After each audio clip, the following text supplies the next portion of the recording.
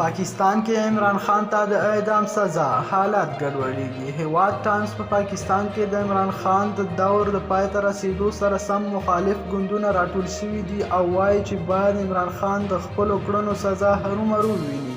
مخالف ګوندونه وایي عمران خان په ښکاره اساسي قانون تر پښو لاندې کړ او دا ډول یوه کړنه پاکستان سره خیانت دی چې ډېره لویه سزا لري. د مخالفو ګوندونو اتحاد وایي چې د پاکستان د قانون د 6مې مادې له مخې عمران خان باید د اعدام په سزا محکوم شي ځکه چې هغه پاکستان د قانون څخه بغاوت کړی دی او له دې لوی بل خیانت شتون نه لري. د عمران خان مخالف ګوندونه دا غوښتنه وروسته تر هغه له خپلې سترې محکمې کوي چې څو ورځې وړاندې عمران خان د پاکستان له ولسمشر الوي څخه په خپل سر د پارلمان د منحل کېدو غوښتنه کړې وي. خو سیاسیون وایي د پاکستان په اساسي قانون کې راغلی کوم وزیر اعظم چې په خپل سر د پارلمان د منحل کېدو غوښتنه وکړي هغه له قانون سرغړونه کړې وي.